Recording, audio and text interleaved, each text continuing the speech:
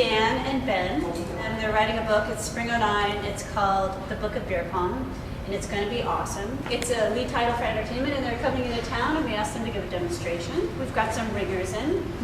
The distinctives versus the profitables. They actually shipped us a table and another table.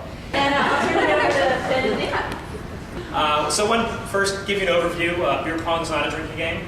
It's a sport. It's a sport of champions. So we feel like our book will be the first publication to set the rules, to become the arbiter of the sport, and hopefully take it to the next level, possibly Olympics, possibly beyond. So we're honored and we're glad they gave us a chance.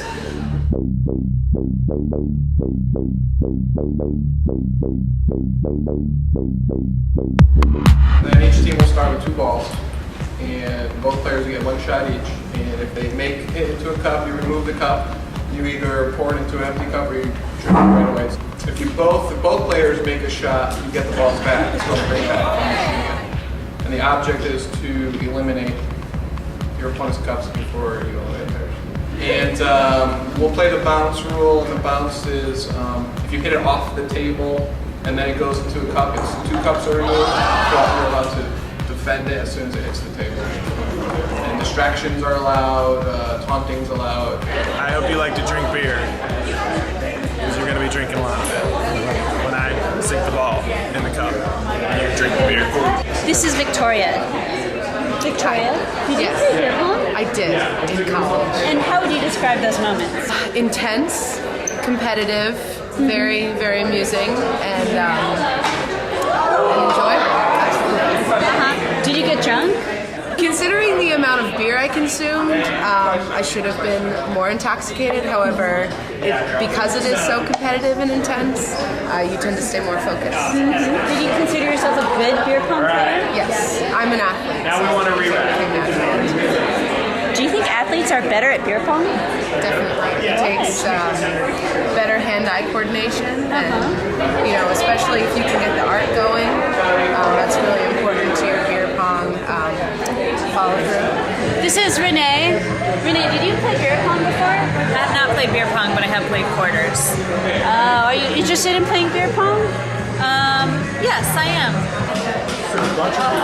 Yes! Trisha, do you play beer pong? I do play beer pong. When was the last time you played beer pong? Last weekend at my friend's house, they have a little table, and they like to play a lot. And these are just some older guys who are still hanging on to the last threads of their college experience. And it's actually really fun, and it can be pretty social, and you're just hanging out with your friends, and it's a good game to play. They're really competitive. The main element I would say to this game is confidence and a little bit of cockiness too, because you want to kind of intimidate your partner and just kind of be confident with your shot. So hopefully I'll be able to deliver today and not totally suck and everything like that. Totally full of it. No, they'll think you're a champion. Right. It's the sport of champions. Seriously. Johan, what does it feel like to be a champion? It feels amazing. I mean, I never thought it was going to happen. I'm thrilled. I want to thank my coach. And it really helped to think about the darts, because I hold the ball like I hold the dart as well. Like more like that instead of that. Like I saw the ex-champions, they were throwing more like this. We call that the granny grip. Yeah, very girly. The granny grip. Yeah. Oh, okay. I think we should bring this to Frankfurt.